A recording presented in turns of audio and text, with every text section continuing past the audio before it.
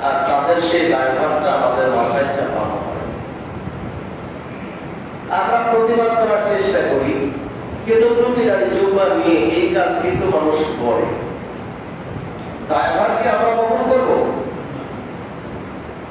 একটা কুকুর যদি পাগল হয়, পাগল কুকুরটাকে মারবেন না ওই জাতীয় যত কুকুর আছে সবগুলো মারবেন?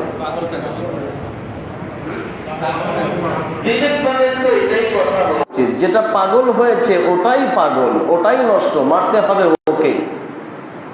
আপনাদের গ্রামে প্রত্যেকের বাড়িতে মনে করেন একটা কুকুর পালেন রাতের নিরাপত্তার জন্য, বর্মেয়ার কুকুরটা পাগল হয়েছে, এটাই মানুষ কামড়াইছে। এখন বর্মেয়ার কুকুরটা পাগল হয়েছে বিধায় গ্রামের সবার বাড়ির কুকুর মেলে ফেলাই তো নিয়ম নাকি? একটা তো অপরাধ যদি কেউ করে থাকে, সমাজে কুকুর যদি কেউ হয়ে থাকে, সেই পাগলা কুকুরটাকেই তো সবাই মিলে মারা উচিত, কিন্তু বাকি কুকুরগুলোকে মারব? কিন্তু মুসলিম জাতি দুর্ভাগ্য এই জায়গায়, আমরা পাগলা কুকুরের খপ্পরে পড়েছি। আজ আলোচনা করব, শিরোনাম তো বললাম। সর্বপ্রথম আমি আপনাদেরকে একখানা হাদিস শুনেছি। হযরতে আবু হুরায়রা রাদিয়াল্লাহু তাআলা আনহু হাদিসটা বর্ণনা করেছেন। বুখারী শরীফেও আছে, মুসলিম শরীফেও আছে হাদিসটি। রাসূলুল্লাহ সাল্লাল্লাহু আলাইহি ওয়াসাল্লাম বলেছেন, কাতাবা আলা ইবনে আদম নসিবাহু মিনাজ জিনা মুদরিকু যালিকা লা মাহালা।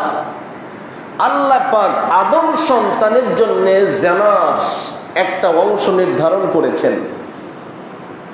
আদম সন্তানরা সেটা ঘটাবেই, আদম সন্তানরা সেটা ঘটাবেই।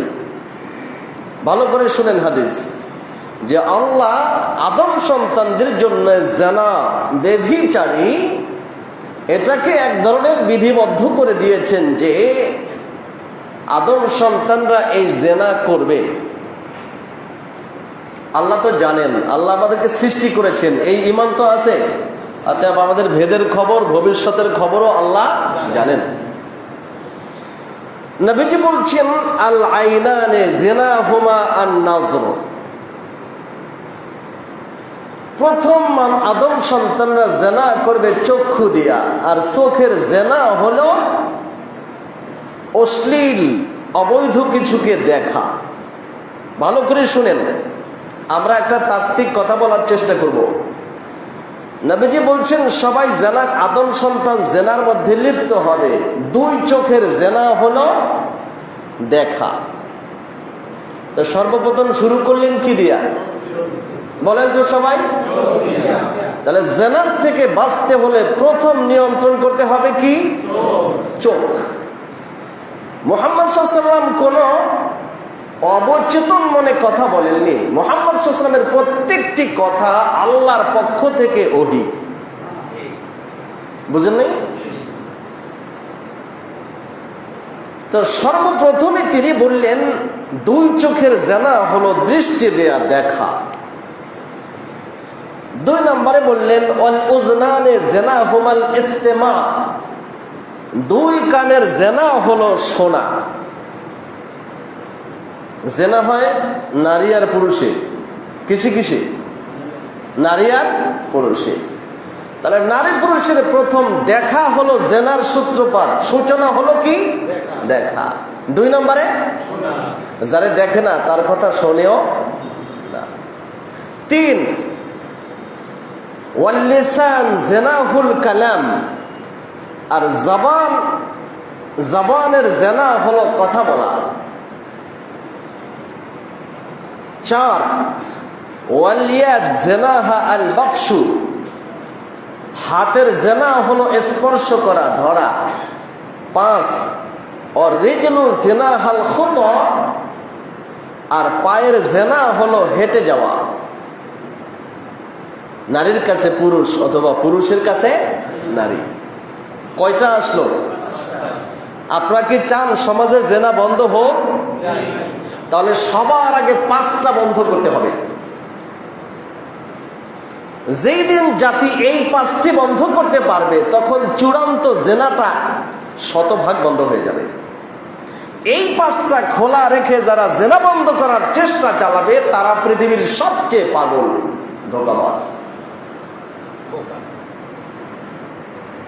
কয়টা বন্ধ করতে হবে? এরপরে নবী সাল্লাল্লাহু আলাইহি ওয়াসাল্লাম বলছেন, ওয়াল কলবু ইয়াহওয়া ওয়া ইয়াতামান্না, মানুষের দিল, অন্তর, মন কামনার পর কামনা করে। ওই মেয়েটারে পাইতাম, ওকে নিয়ে রাতে বেডে থাকতে পারতাম, দিল এই কামনা করে। সাহাবায়ে কেরাম বলেছেন, হুজুর মনের মধ্যে মাঝে মাঝে এত বাজে চিন্তা ঢুকে, ওয়াসওয়াসা ঢুকে যে সেই কথা মানুষের কাছে প্রকাশ হওয়ার চেয়ে বরং জ্বলে পুড়ে কয়লা হয়ে যাওয়াটা আমাদের কাছে ভালো মনে হয়। এত বাজে কথা দিলের মধ্যে ঢুকে, অর্থাৎ মানুষের দিলের মধ্যে। এমনকি কোন পীর বুজুর্গের, সাহাবায়ে কেরামের চাইতে কি এই জামানার পীর সাহেবরা বড় না ছোট? সাহাবায়ে কেরাম বলেছেন এত বাজে চিন্তা মনের মধ্যে ঢুকে যা বলার চেয়ে পুড়ে ছাই হয়ে যাওয়াটা ভালো। তার মানে খুবই খারাপ কিছু দিলে ঢুকতে পারে, সেটা ছোট থেকে বড়, তরুণ থেকে বৃদ্ধ পর্যন্ত যে কারো ভেতরে এটা না হয়। 80 বছরের বৃদ্ধ কেন ধর্ষণ করলো ওই যে 6 বছরের মেয়েটাকে? তাহলে তার হৃদয়ে বাজে চিন্তা ঢুকছে। তো কোন মানুষের দিল এত এত এই চিন্তা ভাবনা করে, অনেক খারাপ চিন্তা ভাবনা তার দিলের মধ্যে আসে, তামান্না আসে, আকাঙ্ক্ষা, কামনা, বাসনা জাগে।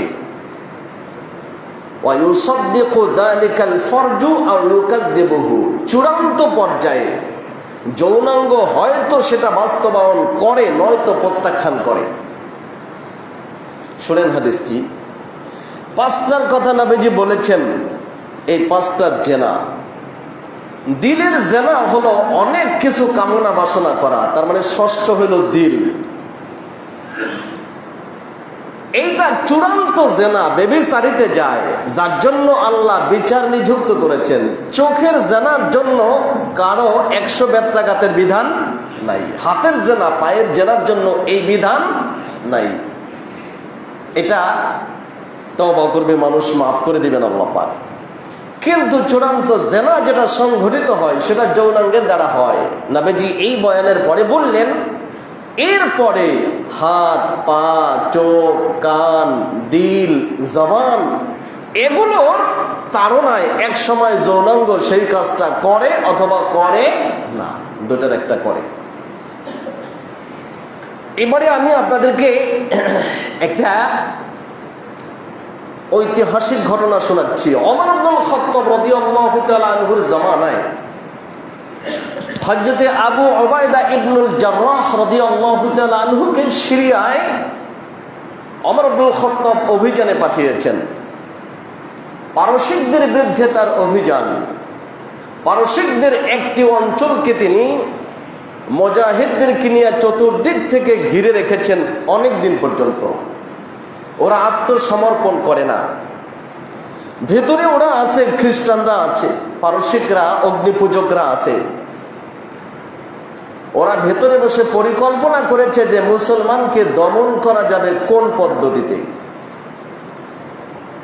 পরিকল্পনা চূড়ান্ত করে এরপরে ওদের শাসক বলল যে মুসলমানদের কাছে গিয়ে বলো যে আমরা আত্মসমর্পণ করেছি, তারা যেন ভিতরে আসে, আমরা ফটক মেইন গেট খুলে দিচ্ছি।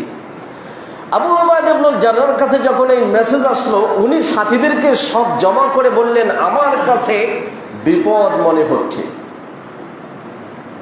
এতদিন আমরা চতুর্দিক থেকে ঘিরে রাখলাম, ওরা কোনোভাবে আত্মসমর্পণ করছে না। আমরা তো হামলা করিনি, ওরা হঠাৎ আত্মসমর্পণের প্রস্তাব দিল। আমার মনে হচ্ছে কোনো একটা দুর্বিসন্ধি আছে। উনি বললেন, আমরা ঢুকবো, তোমাদের সবার কাছে আমি কোরআনের একটা মেসেজ দিচ্ছি, তোমরা এই আয়াতটা তেলাওয়াত করতে করতে শাহী মহল পর্যন্ত যাইবা। এই আয়াতটা পাঠ করতে করতে। আয়াতটা কি? কুল লিল মুমিনিনা ইয়াগুদ্দু মিন আবসারিহিম ওয়া ইয়াহফাযু ফুরুজাহুম, সূরা নূরের আয়াত।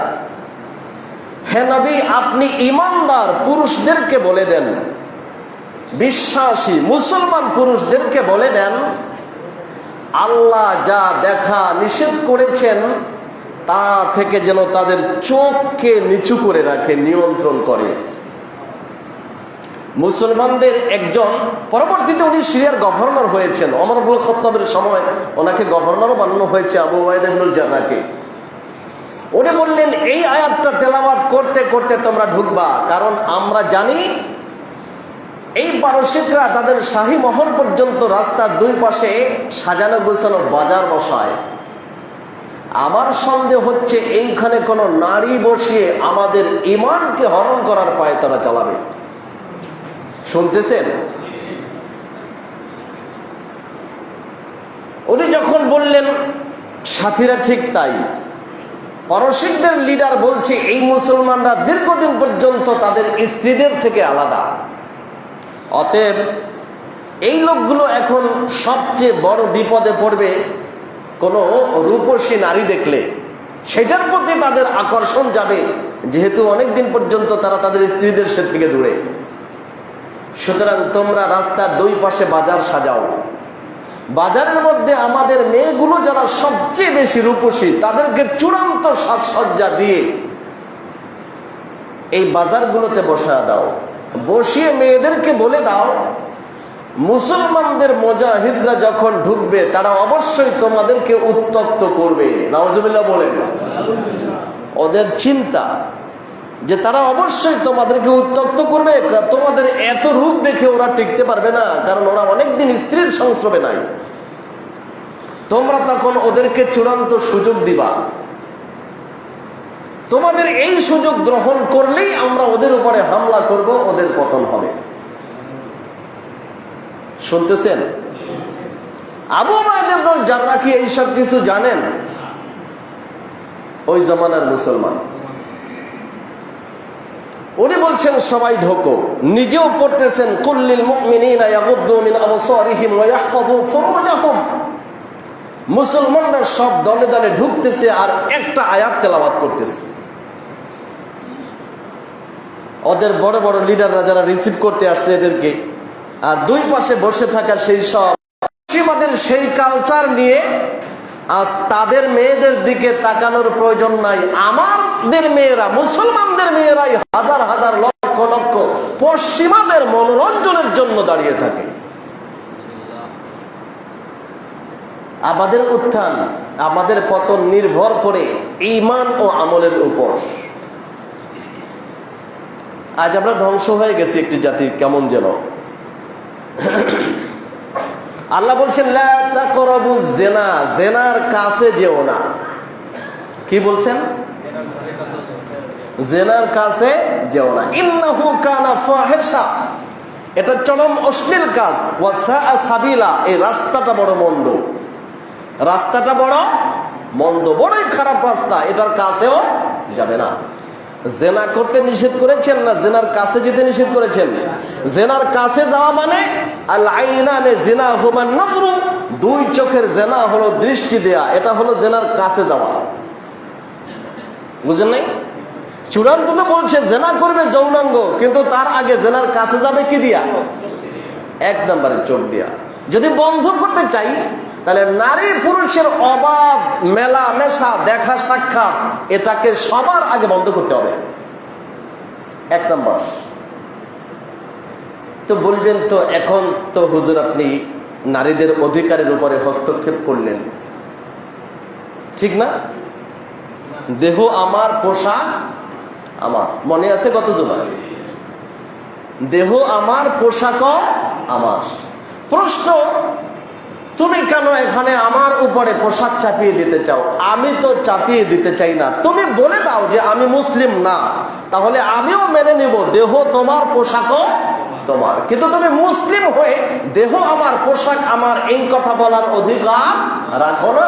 কারণ আল্লাহ কোরআনে বলে দিয়েছেন তুমি মুসলমান হয়েছো তো এই কথা বলে, লা ইলাহা ইল্লাল্লাহু মুহাম্মাদুর রাসূলুল্লাহ। তুমি তো বিশ্বাস করো আল্লাহ এক, সত্য, কোরআন আল্লাহর বিধান, সন্দেহ আছে? মৌলবীর কথা প্রত্যাখ্যান করা যায়, কিন্তু আল্লাহর কথা কি প্রত্যাখ্যান করা যায়? আল্লাহর কথা প্রত্যাখ্যান করলে সে কি থাকে? মুসলমান না কাফের হয়ে যায়? আল্লাহ তো নিজে বলেছে, ইয়া আইয়ুহান নবী কুল লিআজওয়াজিক ওয়া বানাতিক ওয়া নিসাইল মুমিনিন ইউদিনিনা আলাইহিন্না মিন জালাবিবিহিন। ও নবী, আপনি আপনার স্ত্রী, আপনার কন্যা এবং ঈমানদারদের নারীদেরকে বলে দেন। কয় দল? হিজবুত তাওহীদের ইমামুজ জামানের কথা জানেন আপনারা? হিজবুত তাওহীদ একটা সংগঠন আছে, জানেন? দেখেন না আপনারা? এটা ইসলামের বিরুদ্ধে একটা চূড়ান্ত ষড়যন্ত্র। এটা ইসলাম কায়েম করতে চায় আর কি। সারা পৃথিবীর আলেম ওলামাদেরকে ওই তো মুসলমানই বলতে চায় না। তো এটা একবার ফতোয়া দিচ্ছে, আল্লাহ নবীকে বলছে তার স্ত্রীদেরকে পর্দা করতে, আর হুজুরেরা বলে সারা পৃথিবীর সব মহিলাকে পর্দা করতে। তার মানে ও এটার পক্ষে কোরআনের আয়াত দিচ্ছে। কোরআনের আয়াত যখন দিবে তখন বিশ্বাস করবেন না?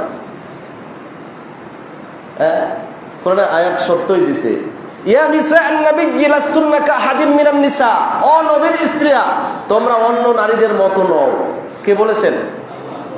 ইত্তাকাইতুন, যদি তোমরা তাকওয়ার রীতি অবলম্বন করো, ফালা তাখদুনা বিল কওল, তাহলে তোমরা অন্যের সাথে কোমল সুরে কথা বলবে না। ফায়াতমা আল্লাযী ফি কলবিহি মারাদ, যাতে করে যাদের হৃদয়ে রোগ আছে তারা তোমাদের কথায় প্রলুব্ধ হয়ে যায়, এমন কথা তোমরা বলবে না, এমন শুনে কথা বলবে না। অকুলনা কওলান মারুফা, তোমরা ভালো ভালো কথা বলো। অকরনা ফি বুয়ুতিকুন্না, তোমরা তোমাদের ঘরগুলোর মধ্যে থাকো। কাদের ব্যাপারে বলতেছে? নবীর স্ত্রীদের। কাদের?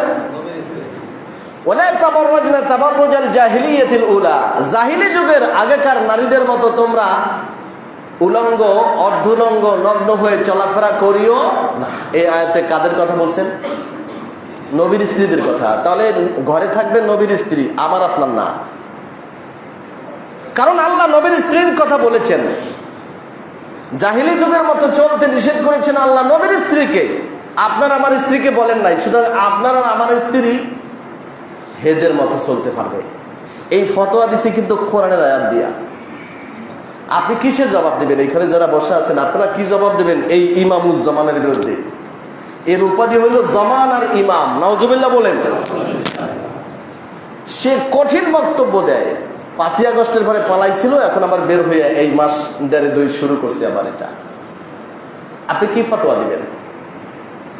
যেহেতু আমাদের তরুণ সমাজের তো কিছু জানা নাই, তো একটা আয়াত দিয়ে ও যখন বক্তব্য দিচ্ছে তখন তরুণ তরুণীরা, অনেক মহিলারা মাথা খোলা, চুল খোলা, নগ্ন ছেলেপেলেরা এখানে বসে আছে। বলছে ঠিক। বাঙালির সবচাইতে ওয়াজের ময়দানে একটা বহুল পরিচিত কথা হইল ঠিক। হুজুরে কয় ঠিক কিনা, আর 5-10 হাজার বাঙালি কি কয় ঠিক। এমন জটিল বিষয় যা হুজুরেই ভালো করে বুঝে না, এইটা ঠিক কিনা এটার সার্টিফিকেশন চায় আম মানুষের কাছে হুজুরে। বাঙালি কিছু কিছু ভাইরাল হুজুরদের সমস্যা বাংলাদেশে সবচেয়ে বড়। কারণ ওইখানে কেন যেন মানুষ হাজার হাজার গিয়ে জমা হয়, ওনারা কি বক্তব্য দেয় আমি সব ভালো বুঝিও না। এরপরে ওনারা বলেন যেহেতু 10,000-20,000 লোক আজ সামনে, বলে ঠিক কিনা, কয় ঠিক। কি ঠিক জিজ্ঞাসা করবেন ওর পরে, তুমি কইতে পারি না, হুজুরে কইছে তো এটা ঠিক।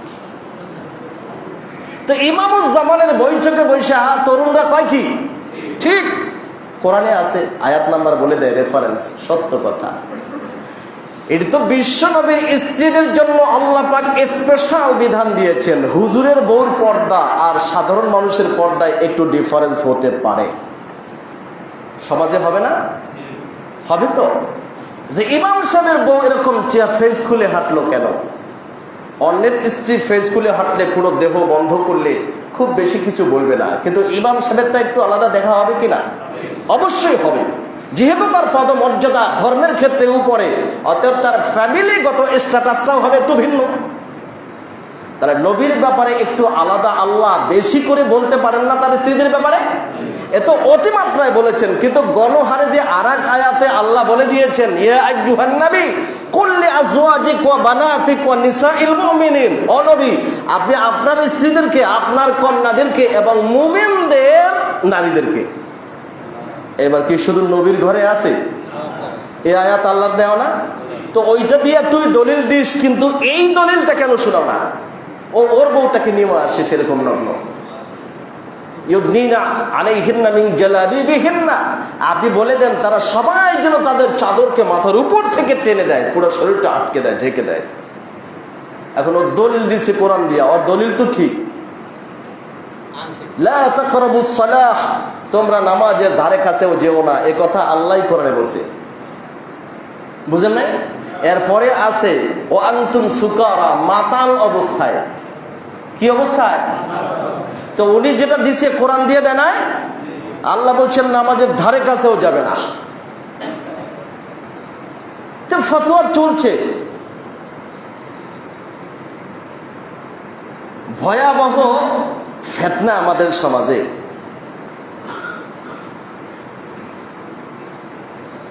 তো আমি যেটা বলতে চাচ্ছি, সবার আগে জেনাকে বন্ধ করতে হলে নজর বন্ধ করতে হবে। নবীজি বলছেন, আল্লাহ বলছেন লা তাকরাবুজ জিনা, জিনার ধারে কাছেও ধারে কাছে যাওয়ার মানেই হলো আল আইনানে জিনা হুমান নজরু, দুই চোখ জিনা করে তা হলো দৃষ্টি দেয়া। একজন মহিলা যদি টিচার হয়, স্কুল কলেজ বিশ্ববিদ্যালয় অথবা মাদ্রাসায় এখন আছে, এর স্টুডেন্ট যদি হয় আমাদের মেচুর ছেলেরা, আর ওই শিক্ষিকা যদি পর্দা সহকারে না আসে ক্লাসে, চূড়ান্ত পর্দা একটু বাদ রাখলাম, যে কণ্ঠস্বর পর্দা সেটা তো আলাদাই, আমি তো এটারই পক্ষে না, এই পর্দা সহ সহশিক্ষার পক্ষে না, আমি আলাদা শিক্ষার পক্ষে। তারপরেও বলছি, এখন এই মহিলা যদি একটা শাড়ি পরে, হাত পা খোলা, চেহারা উদাম, এইটাকে যদি ছেলেরা দেখে মুসলমানের, তাহলে আপনাদের ফতোয়ায় বলেন কি জায়েজ আছে? তো সবাই বলেন তো, সগীরা গুনাহ না কবিরা গুনাহ?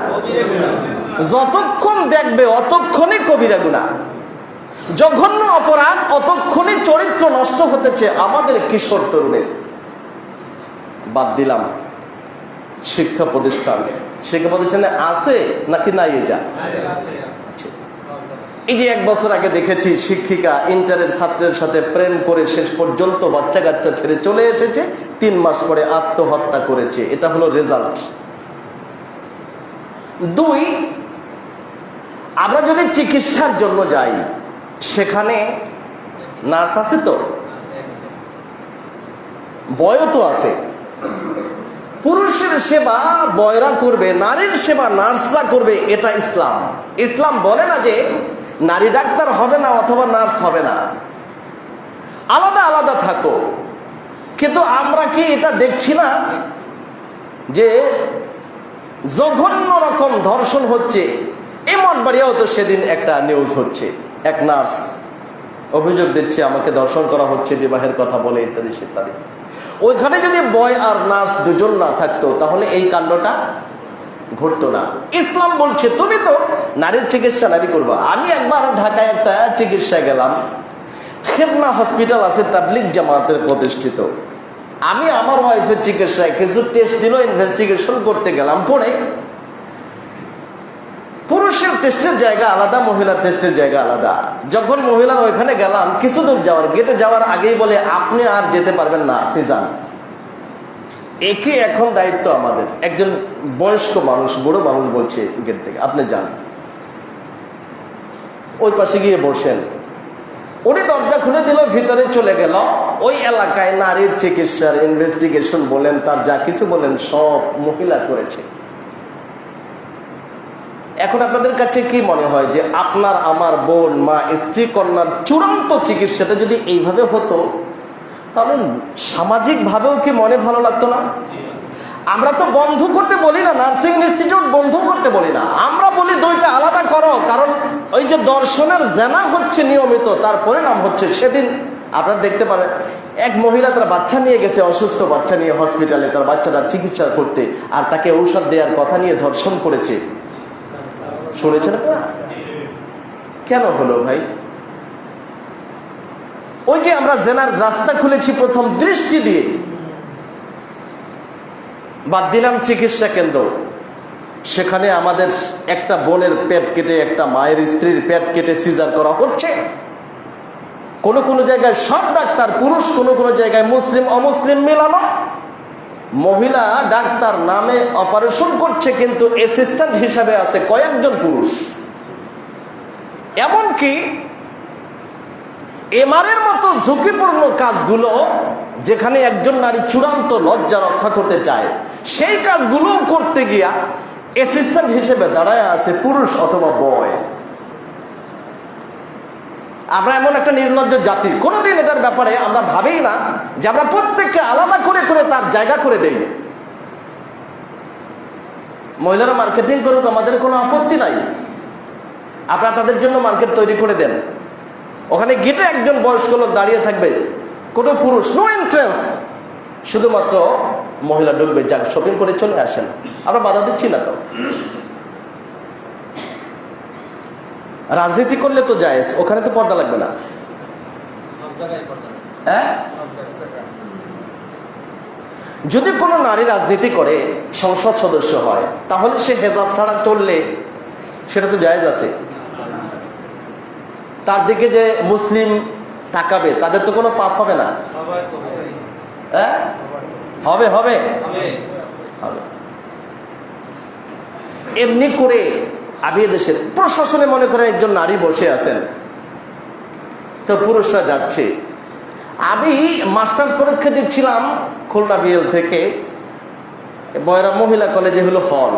এখানে এক ম্যাডাম এসে পরীক্ষার হলে, উনি ইনভিজিলেটর হিসেবে আছেন, খুব কড়া। এই মহিলাকে শুধু আমরা কালোই দেখেছি, তার মানে হাতে, তার গায়ে কালো বোরকা, কালো হেজাব, নেকাব, হাতে কালো মোজা, পায়ে মোজা, কালো একটা চশমা পরা, কিচ্ছু দেখার নাই।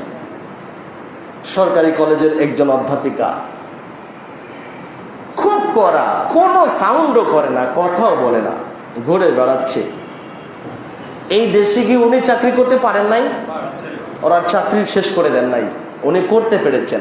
আপনি কোন অজুহাতে জেনার রাস্তা খুলবেন? এক নম্বরে আমরা এই যে উন্মুক্ত বেহায়াপনাকে তুলে দিয়েছি, যেটাকে আমরা সংস্কৃতি বলছি, বিনোদন বলছি, যেটার পিছনে দেশের হাজার হাজার কোটি টাকা ব্যয় করছি, আমাদের তারুণ্যকে আনন্দ দিতে না ওদের চরিত্র নষ্ট করতে। সত্য কথা বলছি এটা, আমি বলছি আল্লাহর কথা। আপনারা বললে বলতে পারেন পশ্চিমাদের কথা, এটাই সত্য কথা। আমরা ধ্বংস করেছি যখন আমরা এই অবাধ মেলামেশার রাস্তা খুলে দিয়েছি, জেনার রাস্তা শুরু হয়েছে। দুই, চোখের দৃষ্টি পড়লেই ওইটার নাম্বার চাই, ভাবি নাম্বারটা দিয়ে যান, বুঝেন নাই? না দেখলেও কি নাম্বার চাই? দিছে, নাম্বারটা দিয়ে হ্যালো, কথা বলা শুরু হচ্ছে আর কথা শোনা শুরু হচ্ছে। নবীজি সেই কথাই বলেছেন, দর্শন, শ্রবণ, কথা বলা। এক সময় শুরু হয়ে যায় হ্যান্ডশেক, দৌড়ায় সেই বাড়িতে গিয়ে ধরা পড়ছে অমুক। তখন বাঙালি কখনো বলে ওটা বিএনপির কর্মী ধরা পড়ছে, কখনো কয় জামাতের কর্মী ধরা পড়ছে। ভাই, বিএনপি হলেও মুসলিম, জামাত হলেও মুসলিম, আপনি কর্মীর পরিচয় দিচ্ছেন কেন? সবার আগে বলেন একজন মুসলমান ধরা পড়েছে, এটা জাতির জন্য লজ্জাজনক। আপনারা শুধু রাজনৈতিক খলি খেলা দিয়ে ইসলামকে শেষ করার পথে নিয়ে যাচ্ছেন কেন? আগেই বলেছি, যেই কুকুরটা পাগল হয়েছে সেটাকেই হত্যা করব, তাই বলে তো আর ওই দলের সবাইকে এই অপবাদ দিতে পারি না। একজন চাঁদাবাজি করলে তাকেই শনাক্ত করে বিচারের আওতায় আনা উচিত, তাই তো বলে সবাইকে চাঁদাবাজ বলা যায় না, এটা তো যায় না। এই যে প্রক্রিয়াগুলো জেনার প্রাথমিক, এইগুলো হতে হতে এখন এমন জায়গায় দাঁড়িয়েছে। জেনার বিপরীত বলেছিলাম ধর্ষণ। ধর্ষণ খারাপ না জেনা খারাপ? হ্যাঁ, আমি বলবো যদি জেনার রাস্তা উন্মুক্ত না হতো তাহলে ধর্ষণের কল্পনাও সমাজে থাকতো না। আমার ফিলোসফি শুনেন, মজান সাহেব যাচ্ছে জুমার দিনে, আপনারা সবাই কম বেশি দান করেন। যদি জেনার রাস্তা খোলা না থাকতো তাহলে ধর্ষণের কল্পনাও কেউ এই বাংলাদেশে করত না। ধর্ষণ তো, জেনা হলো দুইজনেই রাজি, এটার নাম কি? জেনা। দুজনেই স্বেচ্ছায় যেই যৌনাচার করেছে অবৈধ, এটার নাম জেনা, ব্যভিচার।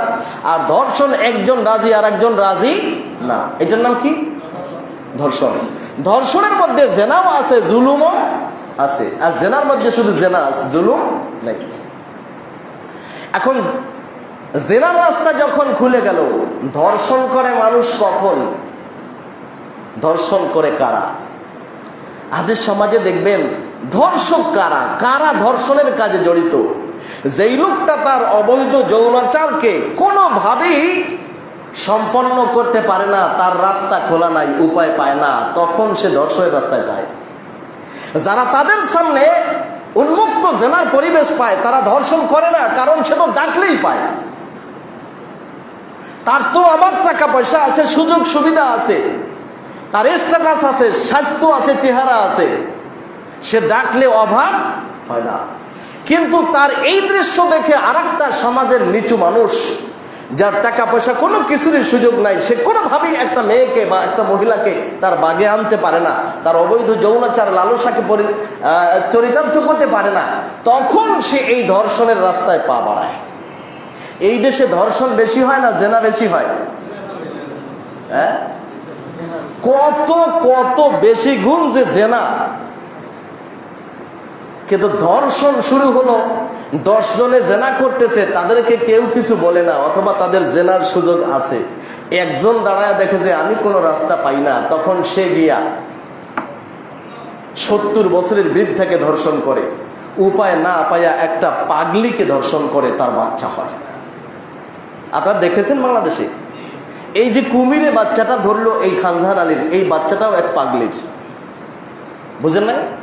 একটা পাগলি নারী পর্যন্ত নিরাপদ না। আপনি বলেন কি এই নারীর কাছে কে গিয়েছে? যখন সামাজিকীকরণ হয়ে গেছে জেনা ব্যভিচারী, তখন যেই লোকগুলো জেনা করার সুযোগ পাচ্ছে না, ওরা কোন রাস্তা বাছাই করে নিচ্ছে? ধর্ষণের রাস্তা। তখন সবাই মিলে শুধু ওদেরকে গালি দেয়। কিন্তু প্রথম বন্ধ করা উচিত ছিল জেনার রাস্তা। জেনার রাস্তা যদি বন্ধ হতো তাহলে এই ধর্ষণের রাস্তাটা খোলা থাকতো না। সবাই মিলে জেনার বিরুদ্ধে শুধু স্লোগান দিচ্ছি, ধর্ষণের বিরুদ্ধে স্লোগান দিচ্ছি, কিন্তু ধর্ষণ কেন হচ্ছে তার কারণ খুঁজছি না। এটা বড় সমস্যা, বড় সমস্যা। আপনি খুঁজে দেখেন যতগুলো ধর্ষণ, এর পেছনে খুব কঠিন করে মানসিক সমস্যাগুলো বিরাজ করছে। তার মানসিক সমস্যা, সে মানসিকভাবে হতাশ হয়ে পড়েছে, যা চায় তা পায় না, এক সময় এই রাস্তা বেছে নেয়। এবং সেখানে আমরা দেখছি বাবা কর্তৃক মেয়ে দর্শিতা, আপন ভাইয়ের মাধ্যমে বোন গর্ভবতী, নাউজুবিল্লাহ মিন যালিক। এক ইমাম 4 বছর জেল খেটেছে ধর্ষণের অভিযোগে, তারপরে ডিএনএ টেস্টে আদালত থেকে বেকসুর খালাস প্রমাণিত হয়েছে তার আপন ভাইয়ের মাধ্যমে এই মেয়েটা গর্ভবতী। কার কাছে নিরাপদ? সহপাঠী ধর্ষণ করে বাড়ির সামনে ফেলে রেখে গেছে মুমূর্ষ অবস্থায়। এই সবগুলোর পিছনে, জানার পিছনে একটা বড় কারণ আছে আমাদের সমাজে এখন ঘটমান প্রেম, বয়ফ্রেন্ড গার্লফ্রেন্ড চলছে। এগুলা বাধা দেয়া যাচ্ছে না, অবাধে চলছে। পরিণাম হচ্ছে এই জেনা, এই ব্যভিচারী। আপনি দেখেন পশ্চিমা দেশের উন্নত যেই দেশগুলোকে আমরা বলি এই ফ্রি সেক্সের দেশগুলোতে, সাম্প্রতিককালের একটা গবেষণায় দেখা গেছে ইউরোপ আমেরিকায় বিয়ের আগে 60 থেকে 80% মেয়েরা যৌন সম্পর্ক করে, শারীরিক যৌন সম্পর্ক। 60 থেকে 80 ওনাদের জরিপ, আমাদের না। যুক্তরাজ্যে 16 থেকে 24 বছরের যেই সব তরুণ তরুণীরা আছে যারা শিক্ষাঙ্গনে যায়, তাদের 82% অবৈধ শারীরিক যৌন সম্পর্কে লিপ্ত।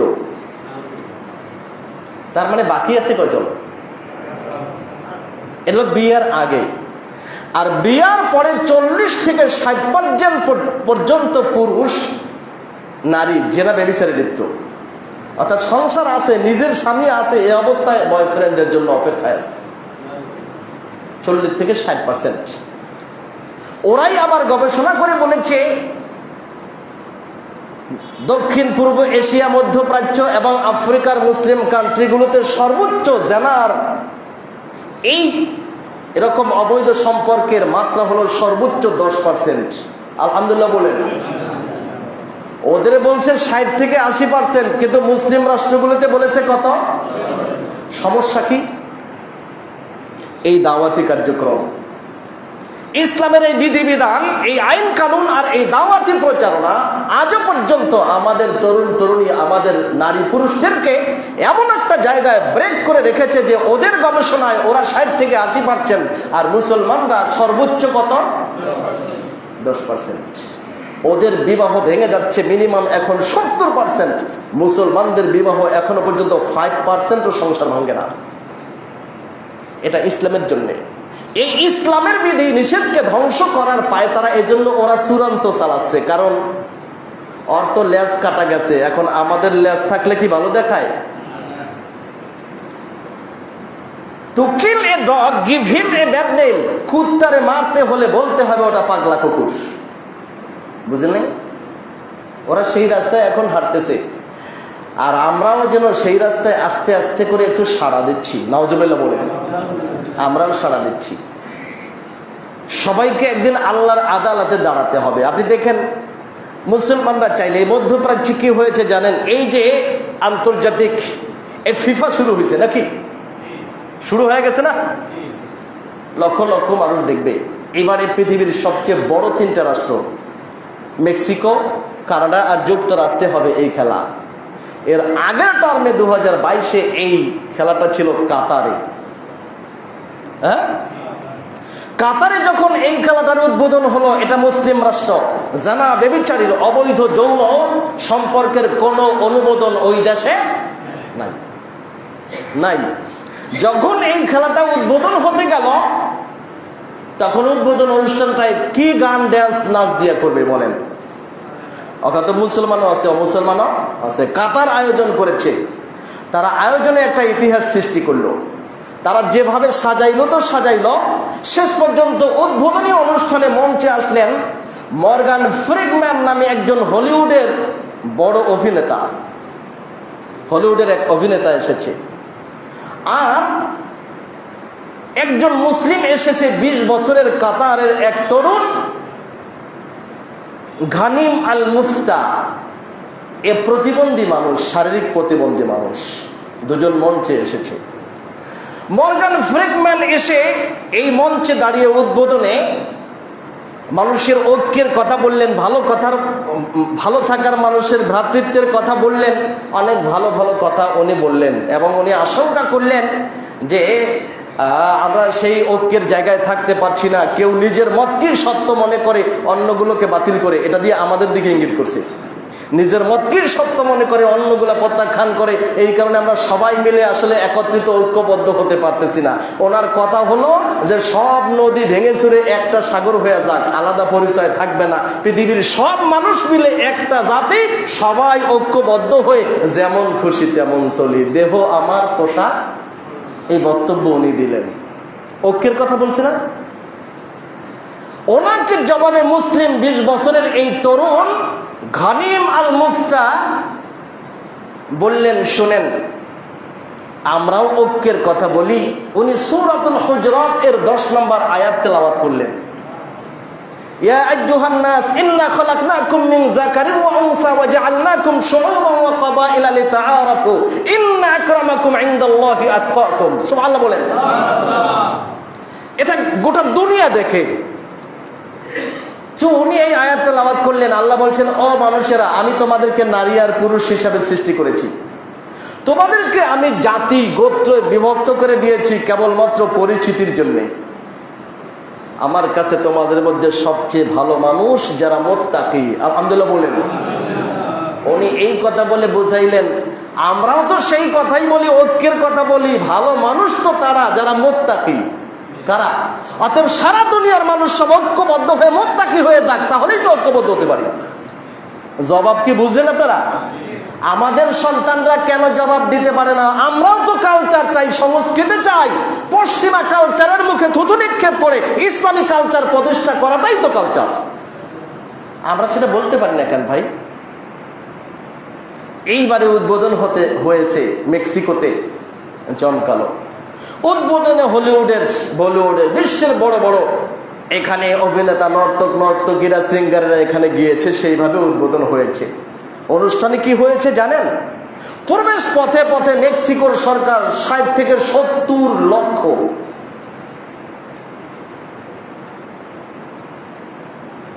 বেবিচারি করে, যাতে করে রোগে আক্রান্ত না হয় তার প্রিভেন্টিভ মেজার নিয়েছে। বাচ্চা কাচ্চা আছে তো ব্যাখ্যা করব না, যাতে অবৈধ যৌনাচারের মাধ্যমে কেউ রোগী না হয়ে পড়ে, এইডসে আক্রান্ত না হয়, সেজন্য প্রবেশ দ্বারে দ্বারে তাদের জন্য টেবিল পেতে বসে আছে মেয়েরা। অবৈধ যৌনাচার করবা, নিরাপদে কেমনে করবা তার উপকরণ নিয়ে বসে আছে। নাউজুবিল্লাহ বলবেন না আপনারা? পৃথিবীর দিকে খেয়াল রাখেন। মুসলিম দেশে ফিফা হলো আগেরটা 22তম আর 23তম, এটা দুইটার মধ্যে ব্যবধান কি আপনারা দেখছেন? আপনারা কোনটাকে এখন কালচার বলবেন? তাদেরটা? হ্যাঁ, এইডস যাতে না হয় তার প্রিভেন্টিভ মেজার হিসাবে উপকরণ নিয়ে বসে আছে। বুঝতে হচ্ছে আমার কথা? 60 থেকে 70 লক্ষ, গোটা দুনিয়াকে তারা এটা ফলাও করে বলছে কি,